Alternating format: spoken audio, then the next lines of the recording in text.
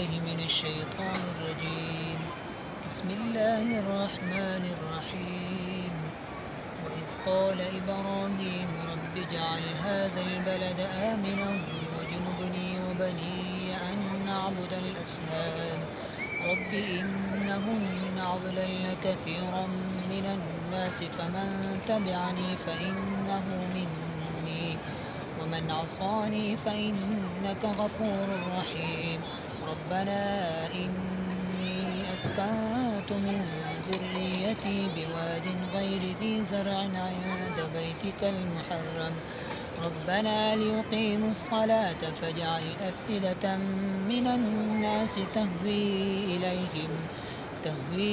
إليهم وارزقهم من الثمرات لعلهم يشكرون.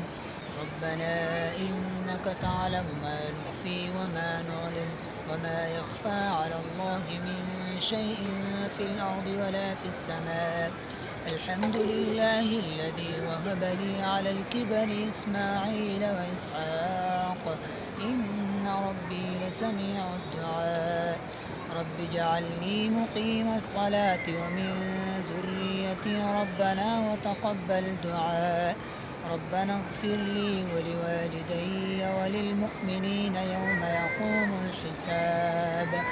ولا تحسبن الله غافلا عما يعمل الظالمون إنما يؤخرهم ليوم تشخص فيه الأبصار مهطعين مقنعي رؤوسهم لا يرتد إليهم طرفهم وأفئدتهم هواء. وأنذر الناس يوم يأتيهم العذاب فيقول الذين ظلموا ربنا أخرنا إلى أجل قريب نجب دعوتك ونتبع الرسل أولم تكونوا أقسمتم من قبل ما لكم من زوال وسكنتم في مساكن الذين ظلموا أنفسهم وتبين لكم كيف فعلنا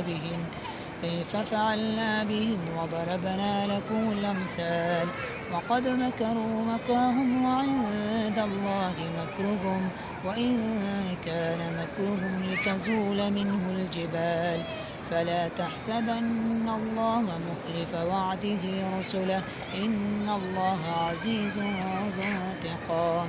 يوم تبدل الأرض غير الأرض والسماوات وبرزوا لله الواحد القهار.